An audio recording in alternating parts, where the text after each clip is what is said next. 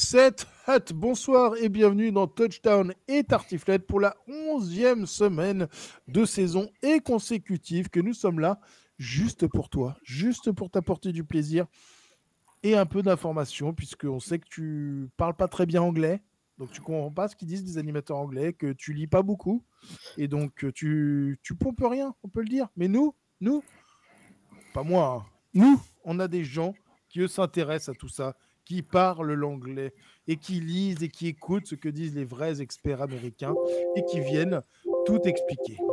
Cette semaine, par exemple, on sait que 4 équipes ne perdront pas le match et ça, c'est une garantie. Il s'agit des Cardinals, des Panthers, des Giants et des Bucks. Je te garantis sur facture qu'ils ne perdront pas le match. Touchdown et Tartiflette, c'est votre émission hebdomadaire, ça veut dire chaque semaine, où nos analystes décortiquent avec grand bonheur l'actualité de la NFL juste pour toi. On a une équipe d'experts internationaux et francophones qui parlent français juste pour toi, pour que tu comprennes. C'est pas parce qu'on pourrait pas la faire en anglais, c'est qu'on a décidé de s'adresser à toi parce qu'on est super sympa. Et on se retrouve pour t'offrir un regard unique sur une sélection de matchs et aborder les sujets qui vont bien. Voilà, Scooby est en cavale, ne sera pas là ce soir, arrêtez de demander. Pour retrouver tous les pronos de tous les matchs, c'est sur le site prononfl.com où tu peux jouer avec nous et le reste de la communauté francophone. Et oui, c'est vrai, petit à petit, semaine après semaine, je remonte au classement après avoir été dernier les premières semaines. Et je vais bientôt arriver en tête du podium, je tenais à le dire à tout le monde. Puisque tu es là, tu penses à liker la vidéo, t'abonner à la chaîne, nous laisser un petit coucou, un commentaire, un bisou à ta maman, promis, on l'enlèvera pas, donc c'est propre. Sans plus attendre, voici nos deux experts. Tout d'abord, notre ami belge, ils ont tous les deux choisi de flouter leurs écrans. C'est une énorme enceinte qu'il y a derrière toi. Rémi, c'est une énorme enceinte qu'il y a derrière toi. C'est un haut-parleur ? Même pas. Non, c'est marrant, on dirait un gros parleur. Il organise des rêves belges. Voilà. Et lui aussi, il a choisi de flouter son arrière-plan, comme quoi. Il s'agit d'Olivier. Olivier, c'est celui qui sait lire, mais qui sait aussi écrire dans l'équipe. Voilà, à l'approche des fêtes et de Noël. Tu peux peut-être encore trouver des copies de L'Amérique et le sport chez... Attends, bouge pas. Je le fais proprement. Sur évidence-boutique.com, aux éditions Évidence. Et sinon, à défaut de ça, il y en a encore quelques exemplaires qui traînent sur le Bon Coin. Si t'es radin. Voilà. Ouais, on attend peut-être plus tard notre Jurassic membre, à savoir FMB, mais on n'a pas réussi à avoir son infirmière à l'EHPAD, donc on ne sait pas s'il est réveillé de sa sieste. Voilà. Ce soir, nous allons parler des flops de la mi-saison, puisque ça y est, hein, on peut considérer que semaine 11, on est à la mi-saison, et bien passé, bien digéré. Voilà, on parlera donc, on va faire un petit point sur la mi-saison avec les sujets de ce soir. Et on va parler de 4 matchs, les Ravens aux Steelers, les Bengals aux Chargers, les Falcons aux Broncos et les Colts aux Jets. Voilà, oui, on va parler d'équipes dont tu n'as jamais entendu parler dans cette émission. Incroyable. Voilà. Tout d'abord, messieurs, on va parler des rookies. C'est le point sur les rookies de la mi-saison. Qui sont les grands vainqueurs en tant que rookie de la mi-saison du côté offensif, Rémi? Du côté offensif, c'est difficile de passer à côté de Daniels, qui fait une très très grosse saison. On a quand même pas mal de quarterbacks qui se débrouillent plutôt bien. Je pense que Daniels est largement au-dessus. Hein. Il survole amplement cette saison rookie, qui est magnifique du côté des Commanders. Et derrière lui, j'aurais quand même tendance à dire que Bonix fait quand même du beau boulot. Ça fera plaisir à FMB qui n'est pas là. Mais il sera très content d'entendre des compliments sur son petit protégé. Mon petit protégé aussi, Drake May, fait une belle saison. Il n'était pas titulaire en début de saison, mais il se débrouille plutôt pas mal.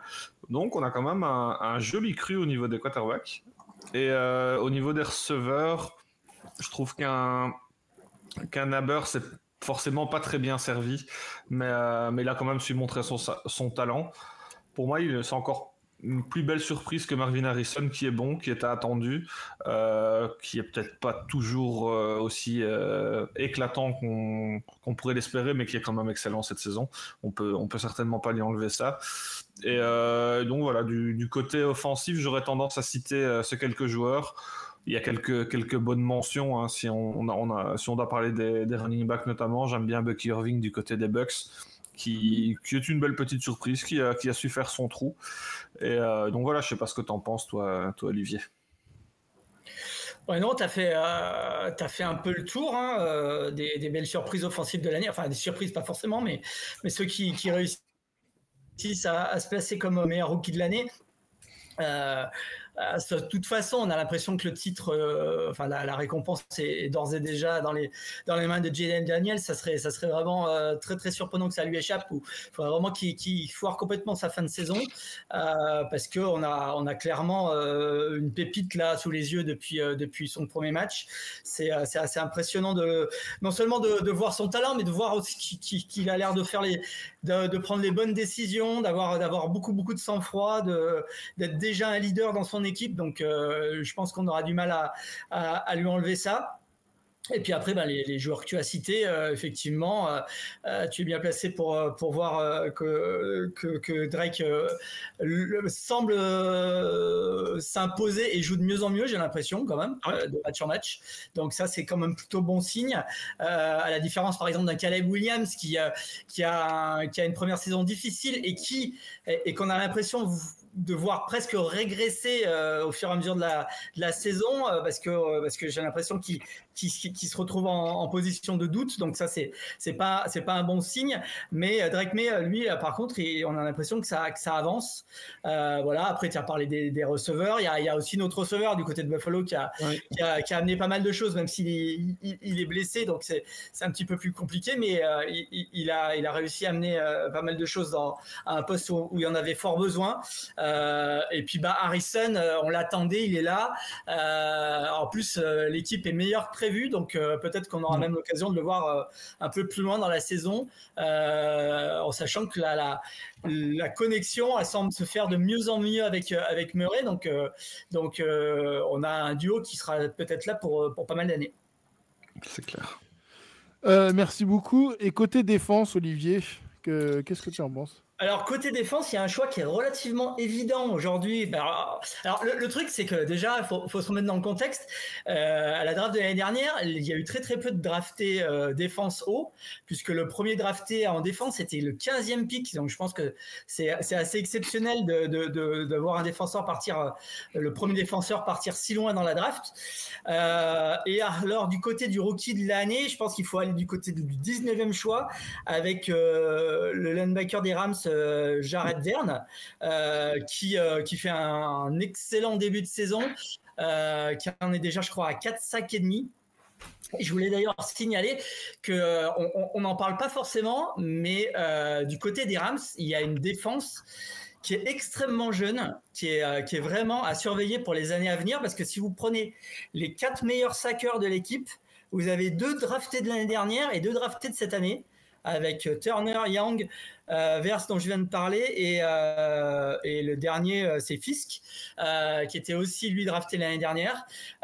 Donc on a 4 joueurs qui sont soit leur première, soit leur deuxième saison NFL, et qui sont les 4 meilleurs sackers de la défense des Rams. Ça promet peut-être, s'ils arrivent à garder ce noyau, ça promet de faire une très très bonne défense, en tout cas sur les lignes, entre les linemen et les linebackers, pour pas mal d'années du côté des Rams. Donc pas mal joué ces dernières drafts du côté de Los Angeles. Rémi, et toi c'est d'accord avec ce premier choix, il me semble assez évident. Il fait une saison excellente. J'en avais parlé il y a quelques semaines et je trouve que c'était un très bel atout pour cette défense des Rams. Il y a aussi Layatou Latou qui au poste de edge du côté des Colts, qui fait une excellente saison. Ouais. Et j'aime bien le duo de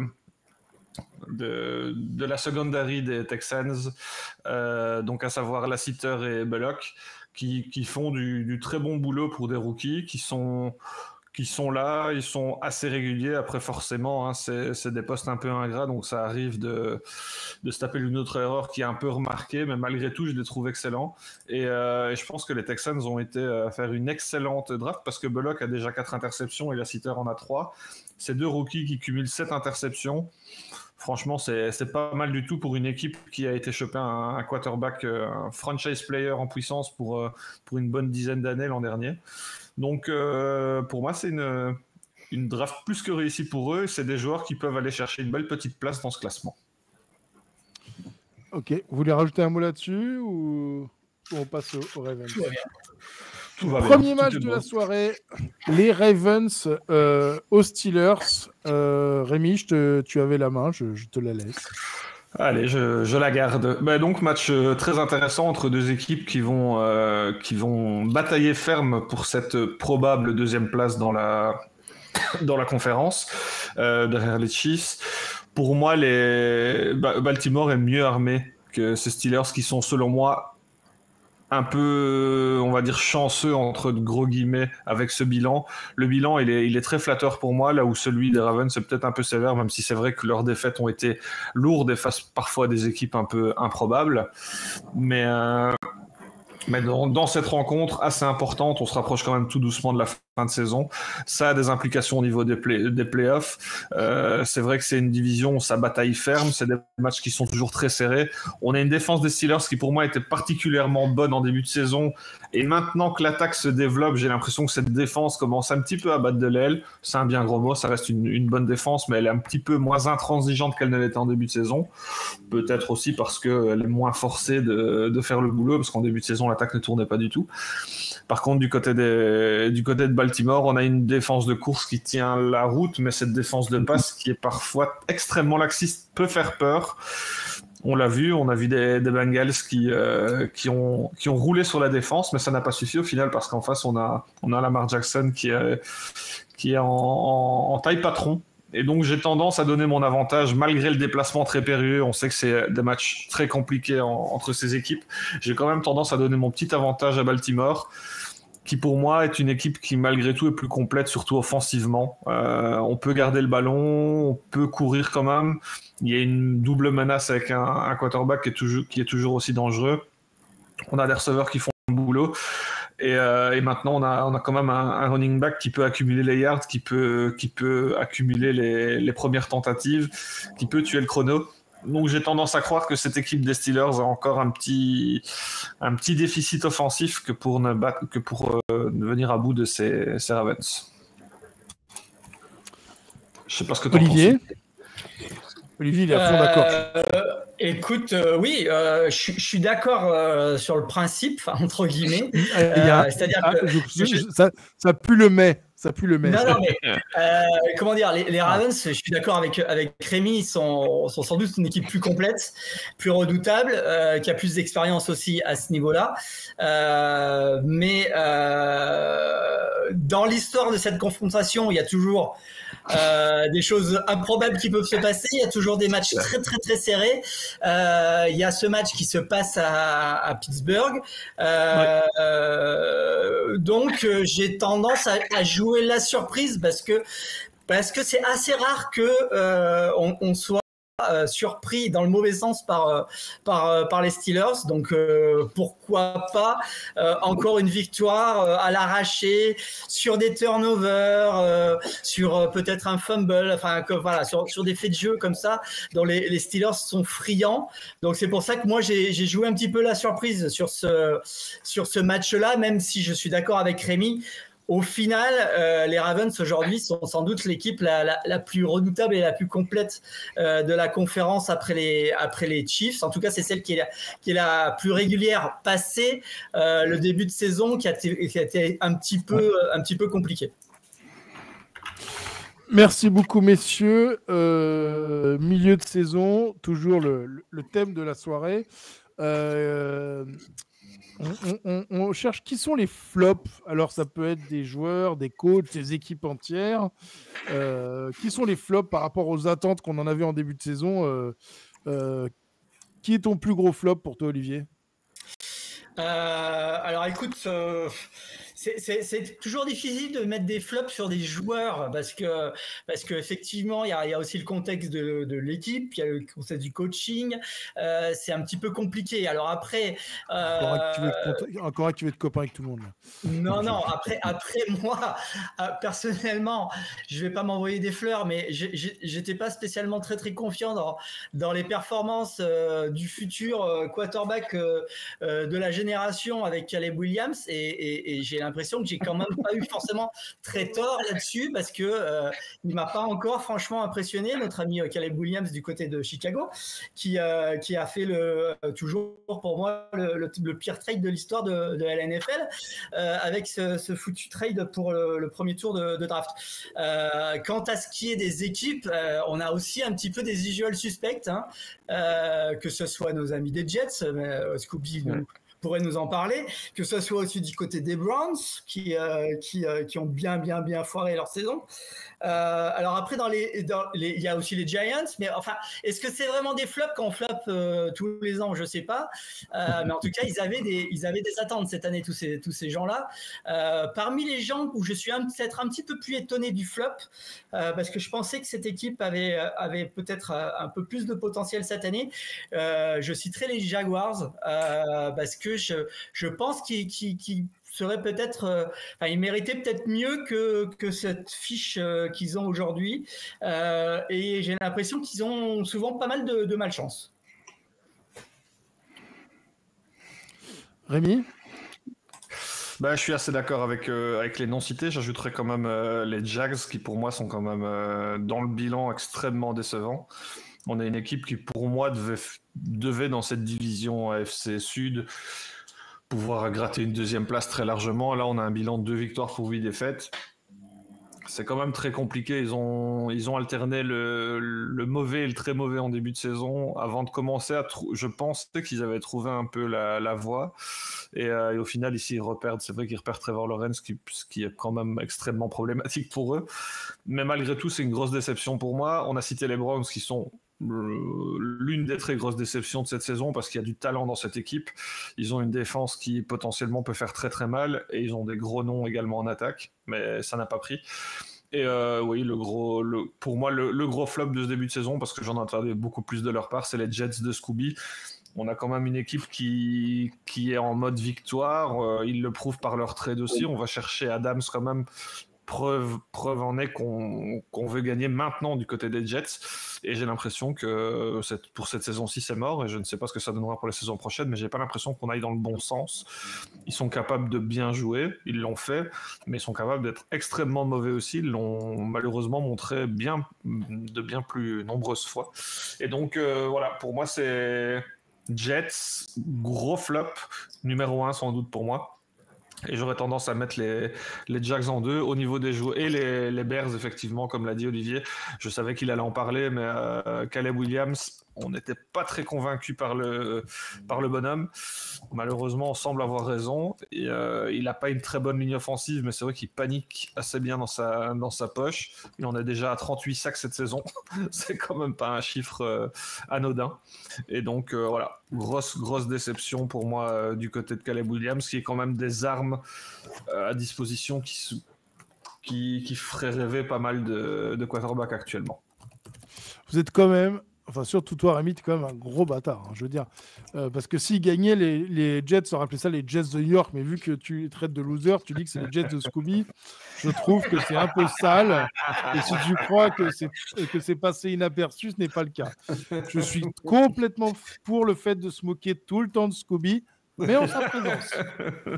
Voilà, c'est les règles, tu vois, on peut être des enculés, mais comme des gentlemen. Tu vois ce que je veux dire? Ah ok, désolé Scooby, j'ai failli à ma tâche.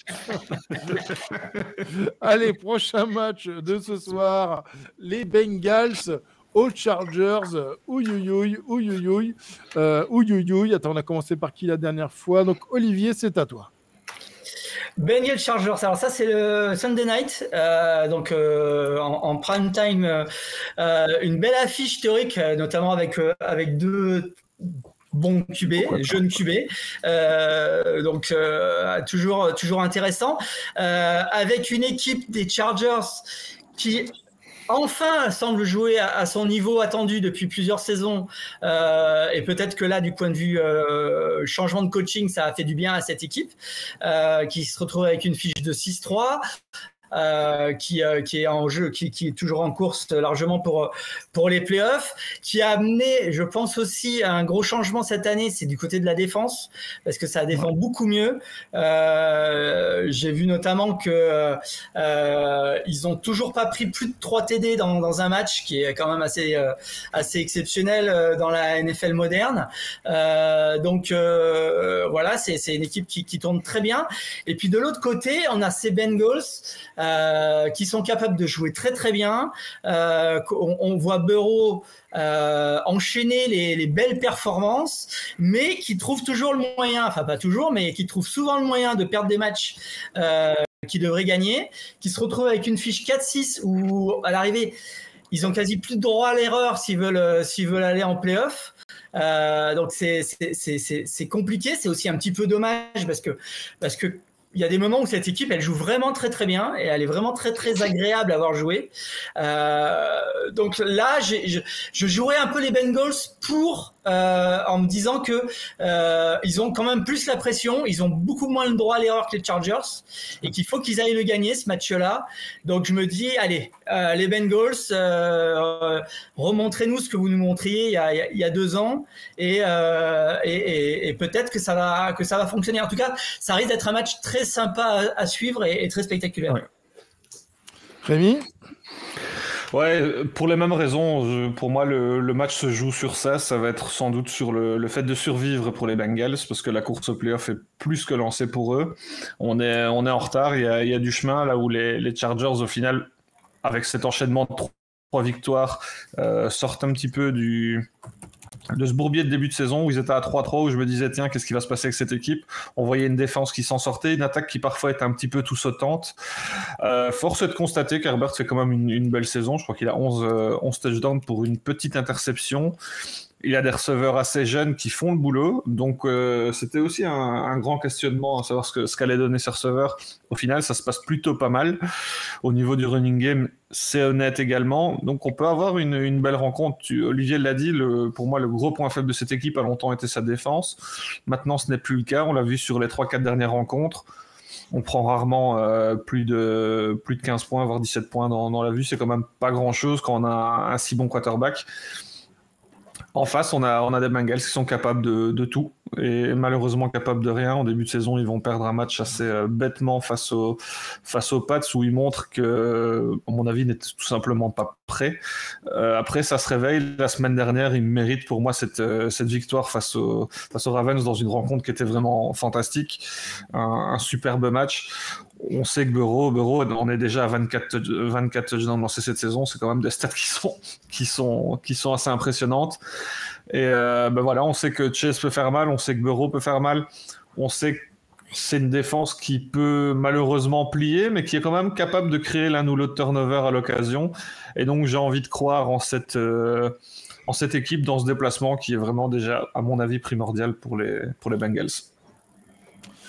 Merci beaucoup. 3e match de la soirée. Les Falcons aux Broncos. Rémi, je te laisse. Ouais, c'est un match compliqué pour moi à pronostiquer parce que c'est 2 équipes qui ne sont pas très régulières. Et donc, les Falcons, ils arrivent à ne pas être régulières au sein même d'un même match. Donc, on peut jouer un quart-temps du côté des Falcons où ça joue super bien, puis s'endormir, ou inversement. Et donc, ils avaient été pour moi pas mauvais face aux Cowboys avant de s'éteindre un peu face aux Saints. Un match qu'ils auraient dû gagner. Et en face, on a des Broncos qui, emmenés par un jeune quarterback très talentueux, font quand même le boulot. Il y a un bilan de 5-5 qui n'est pas mauvais. La semaine passée, on passe à côté d'une victoire sur un field goal raté. C'est regrettable parce qu'on aurait pu infligé aux Chiefs leur première défaite de la saison, qui était attendue de pas mal de gens à mon avis, mais non, il n'en est rien.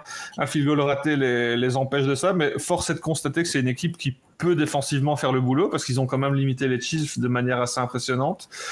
Et offensivement, on a un Bo Nix qui n'est pas encore parfait, mais qui se développe bien. Je trouve il fait quand même preuve de maturité. Il y a quelques erreurs, mais malgré tout, le talent est là, le bras est là. On a au final une belle rencontre. Il y a des implications play-off pour les deux parce que les deux sont toujours en course, mais c'est un match où je vois quand même les Falcons peut-être sortir leur épingle du jeu, tout simplement parce que j'ai l'impression que c'est une semaine où ils peuvent sortir un bon match. On a une certaine dépendance à Kirk Cousins, mais je le vois peut-être mener son équipe offensivement un peu plus facilement que son adversaire du jour.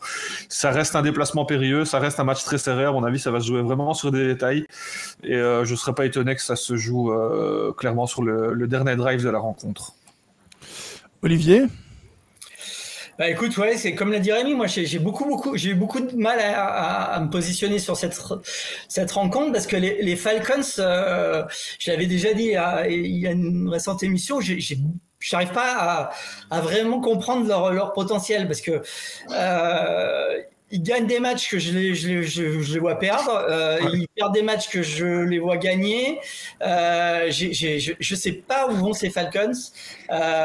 C'est absolument voilà. Je comprends pas cette équipe. Je sais pas comment elle fonctionne. De l'autre côté, du côté des Broncos, je trouve que ce qui se passe, c'est plutôt bien. Je trouve que ça s'améliore de semaine en semaine, que Nick, c'est surprenant. Moi, je pensais pas qu'il allait être aussi bon si vite, qu'il y a toujours une excellente défense du côté de Denver. Qui peut bloquer tout le monde. Enfin, je veux dire, ils ont été très efficaces, y compris à Kansas City la semaine dernière, ce qui est loin d'être quelque chose de facile.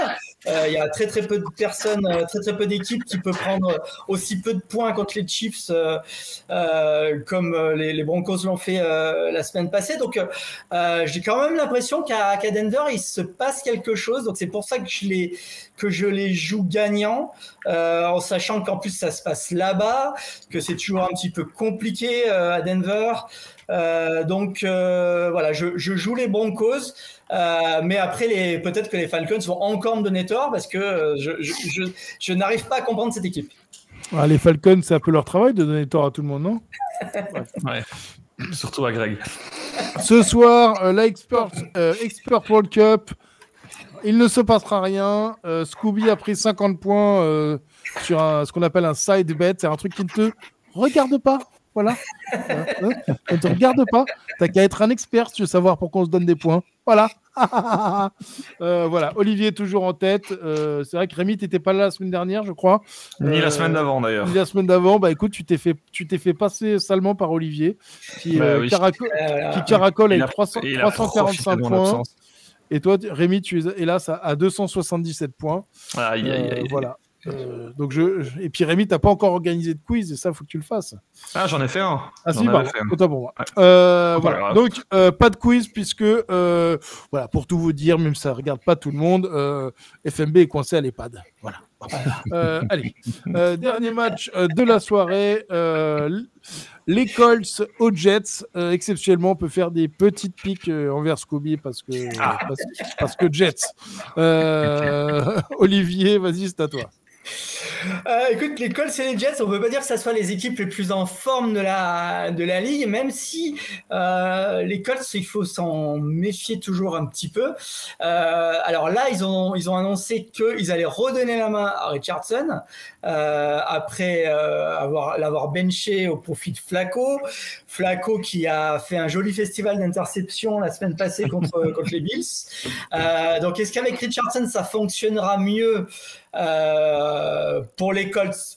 Possiblement, je suis pas sûr que ça soit ça la solution, mais en tout cas les Colts reste une équipe qui n'est pas forcément facile à jouer, qui a une bonne défense. Alors, les Jets,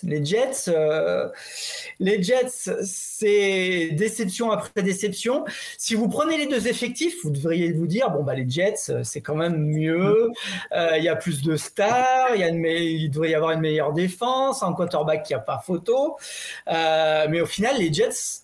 Voilà, il se passe rien. Il y a quelque chose de cassé dans cette équipe. Enfin, je veux dire, je vois pas où est la solution du côté de New York. Donc là, même dans ce contexte-là, je suis quand même tenté de jouer les Colts, mais dans un match qui devrait se jouer peut-être à un field goal et où il devrait pas y avoir beaucoup de points non plus. Je sais pas. Je sais pas, 14-17, quelque chose comme ça pour les Colts. Rémi?